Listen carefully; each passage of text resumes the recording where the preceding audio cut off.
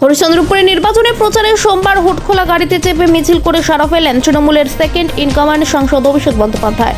মিছিল শেষে ভোটাধিকার সহ বিভিন্ন ইস্যুতে সুর চড়ালেন কেন্দ্রীয় বিজেপি সরকারের বিরুদ্ধে। উল্লেখ্য, আগামী 23 এপ্রিল মালদার 12টি আসনে বিধানসভা নির্বাচনের ভোট গ্রহণ।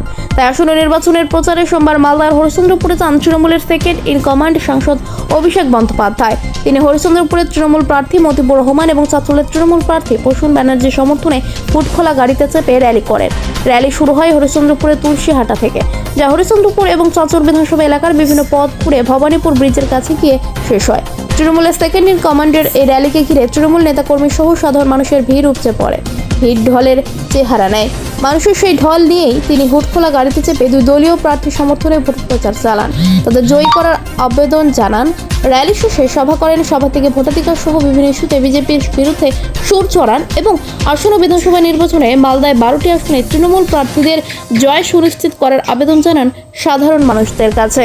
আর কেউ এসআইআর নিয়ে আতঙ্কিত হবেন না, আমরা আছি। যদি কোনোভাবে আপনার নাম জোর জবরদস্তি কেটেও দেয়, তৃণমূল যদি থাকে আপনার নাম উঠবে, আপনার নাম ফেরত আসবে, এই ভরসা রাখবেন। অন্য কোনো দল যদি আসে তখন কিন্তু আপনার কাছে দাঁড়ানোর মতো কেউ থাকবে না, একমাত্র তৃণমূল। জেতাও, এমনভাবে জেতাও সর্বোচ্চ ব্যবধানে, যেন লড়াই হয় চাঁচল আর হরিশ্চন্দ্রপুরের ব্যবধানকে বাড়াবে। ঠিক আছে, আমি সকলকে আরেকবার কৃতজ্ঞতা, প্রণাম, অভিনন্দন, শুভেচ্ছা জানিয়ে আমার বক্তব্য শেষ করছি। জয় হিন্দ, বন্দে মাতরম, তৃণমূল কংগ্রেস জিন্দাবাদ, জয় হিন্দ, জয় বাংলা।